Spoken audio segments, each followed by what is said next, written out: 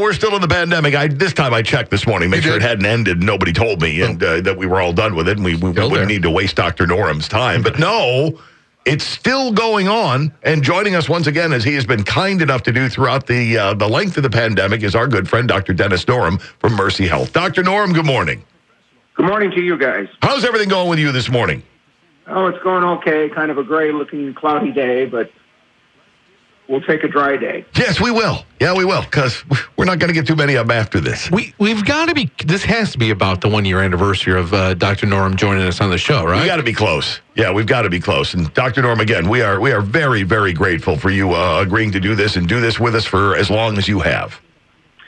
Well, I've certainly enjoyed it, and a year ago when we started, I thought, we'll probably be doing this on through the summer, maybe into the fall, but here we are a year later.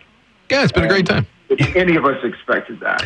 No, none of us have expected it. And here's some of the news that's making news this morning. AstraZeneca says American data shows that vaccine is effective for all ages. The Associated Press out with the story about an hour ago. Well, that's good news. There's been some concern about that AstraZeneca vaccine, obviously, the whole issue of the blood clots, and they claim with their new study they just released that it does not show an increased risk of blood clots. So hopefully this study will kind of put that to rest. So yeah, we're a week removed from us talking about AstraZeneca being put on hold in Europe, and then 7 days later we're saying, yeah, go ahead and release it to all Americans. Was the blood clot story overblown, or was that not overblown, but was that just being overly cautious, or are we taking any sort of risk over here in America? I think it was a situation of being a little bit cautious, which you have to be. It's a new vaccine, and they're tracking very closely side effects, and I think it was probably appropriate that there was some pause. I remember some of the original vaccines, was it Moderna, had a little bit of a pause early on because of some concerns about a couple of incidents where people had neurologic complications, but they determined that was not related to the vaccine. So I think it's appropriate. It's just unfortunate that in Europe they've had to pause twice with their vaccination because of this issue with AstraZeneca, and it's really slowed them down. This and multiple other reasons that they're not doing a very good job. Yeah, looking at some of the numbers on here, the AstraZeneca statement from this morning, 79% effectiveness in preventing symptomatic infections and a 100% efficacy at preventing severe disease and hospitalization. Yeah, and that's very encouraging numbers, and it's consistent with the vaccines that we already have in this country. So hopefully, as we move forward, the AstraZeneca vaccine won't have any further issues down the road. Yeah, Washington Post is reporting America has pre-ordered 300 million doses of the AstraZeneca vaccine, considered to be easy to store and cheap at $4 per dose. I believe it's the cheapest vaccine of the bunch that we already seen of the three. I think it's by far the cheapest. And unfortunately, I think that was one of the reasons that the European Union has had problems. I noticed in some of the information that some of the countries spend a lot of time trying to negotiate price and other things instead of just going ahead and getting vaccine as quickly as they could. We took Grandma out last week to get her second dose of the Pfizer vaccine. She's doing good. Everything's fine. And we got the news earlier that's the vaccine being rolled out to pretty much everybody over the age of 16. We take shots at the state of Illinois frequently here, and rightfully so. Yep. It seems like Illinois has kind of done a pretty good job recently of the vaccine rollout. Have you been, as a medical community, been pretty pleased with the vaccine availability here in the state of Illinois? I think it's improved significantly in the last 3 to 4 weeks. I think Illinois at the beginning had some struggles as we talked about in the past. But I think now things have gone fairly well. People can get appointments, and people are getting vaccinated. I think the supply is catching up with the demand. So I think, yes, I think in Illinois and specifically Winnebago County, things are going fairly well right now. People that want to get a vaccine, I think, can get a vaccine. I mentioned to Grandma getting her second one there. She had, at 91 years old, 0 side effects, which is kind of keeping in line with what we've seen with the older population not having the side effects. We're still seeing the under 65-year-old population having that kind of severe to mild reactions, especially to the second shot. Yes, I think that's consistent. It's interesting. My mother is 91, and she received the Pfizer vaccine and had her second one this past week and really had no issues. My wife, who's not quite 65 yet, is giving shots out in Tucson. She volunteered to give this Tucson Medical Center, and she was able to get vaccinated because of that. And she had a fairly significant reaction, especially to the second shot of Moderna, the sore arm, the fever, the muscle aches, but it did resolve within a little over 24 hours. So it's consistent with what we've been seeing. And I'm sure we're going to see a lot more of these stories now that the vaccine has been opened up to the younger population. We're going to get a lot more stories about people having the severe reactions to the vaccine. Are you concerned at all about that diminishing people's willingness to go get a vaccine when all these stories about people being waylaid for a day or two? I'm not too concerned about the stories of people being waylaid for a day or two. I think the concern is when stories circulate that people had some kind of permanent long-term reaction to the vaccine, that somehow the vaccine caused the death, that somehow the vaccine created some other problem. Again, the AstraZeneca stories about blood clots, that was a big concern initially when that was first out in the press. That would get, I think, a lot more people hesitant. But I think it's reassuring as we've rolled out millions of doses here in this country, we're just not seeing any kind of significant long-term permanent side effects from the understand it. Yes, that some people are going to get a reaction. That's just part of the price you pay for the vaccine. That's certainly a good alternative to getting COVID. Mm-hmm. Talk to anybody who's gone through a serious COVID illness. Looking at, and by the way, for those who just simply cannot handle being stuck with a needle, it is just one of your, it's a thing. You hate that, and, that could be the thing that keeps you from going to do it. Scientists at MIT are developing an inhalable COVID-19 vaccine that they claim could be even more effective than injectable ones. They hope, like other vaccines administered to the throat, their development will spark an immune system response as soon as the vaccine is inhaled. They said research shows that inhalable vaccine is 25 times more effective than one injected into a muscle. Interesting concept. We do have an inhaled flu vaccine, which has been on and off the market for the past several years for people who didn't want a shot, and I think it was only really indicated for kids, as it turns out, which was easier to give. And certainly if we have an option like that, that would be very helpful. I'll be interested to see about the ability to store it and how expensive it is, though it's got to be a little more difficult to administer from that end.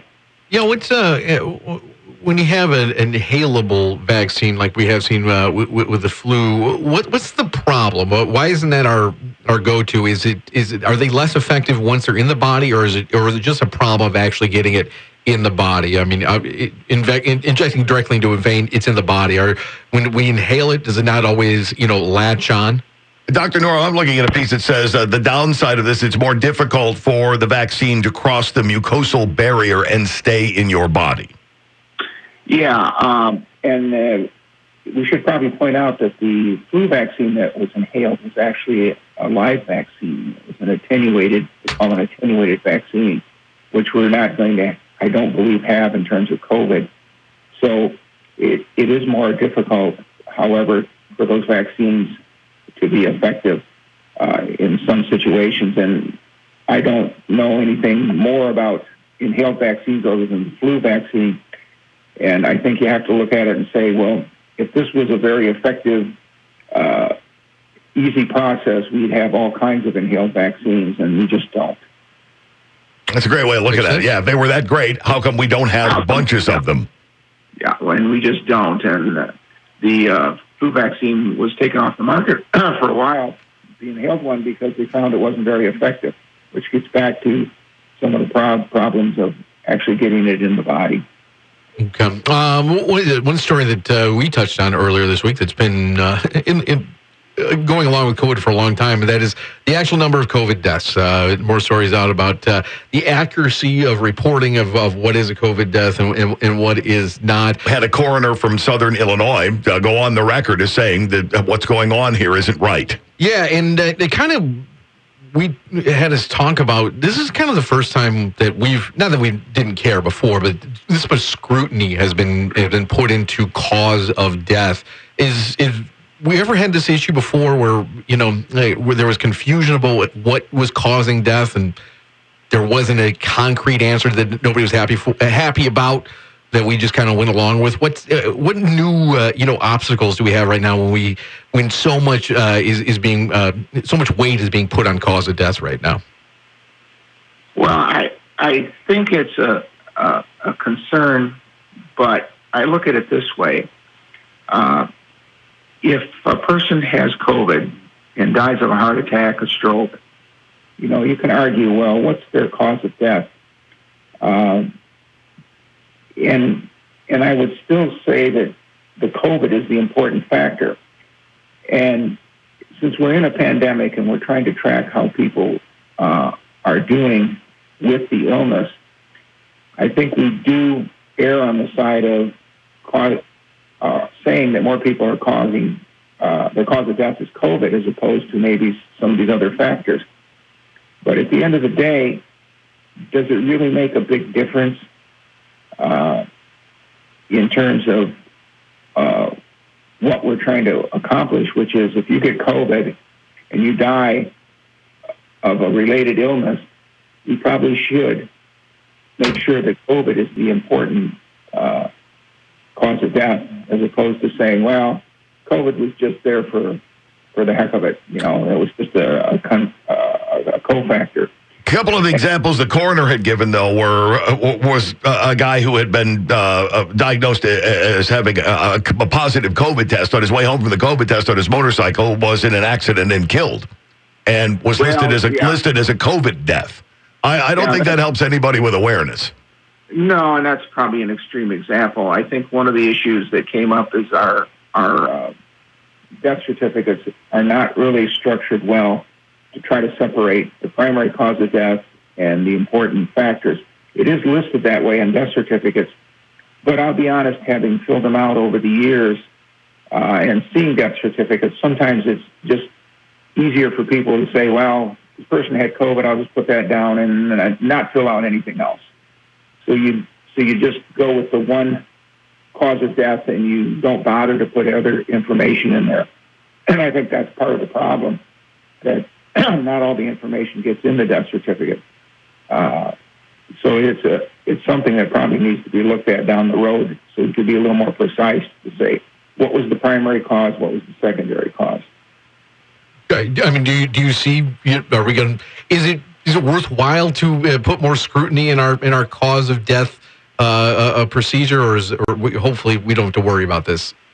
Sometimes. Well, we should put more scrutiny because we don't do many autopsies in this country. And many times people die at home. There's no obvious cause of death, no autopsies done, and it's kind of a guessing game based on their history. So there is a lot of inaccuracy in cause of death to begin with. And I think the pandemic issue has kind of brought a little bit of that to the table, saying, well, what really was the cause of death in these cases? Okay. One more note before we let you go. This one just occurred to me. I watched some give and take that happened last week involving Dr. Fauci, where it was suggested that Dr. Fauci, who is we've seen the photos or saw the video of him getting the vaccines, both first and second shots, and yet we still see Dr. Fauci marching around with not one mask on but two. And the give and take, I think, was between him and Senator Rand Paul that went back and forth, where Rand Paul basically accused him at this point, with him personally, of this being theater. You've had your vaccinations. You've had both of them. What is the point in not one mask, yet two masks? Well, I think he's trying to set an example. We haven't talked about it, but there was a study, 3-4 weeks ago, showing that two masks are better than one. And I think Dr. Fauci is just trying to do this as an example.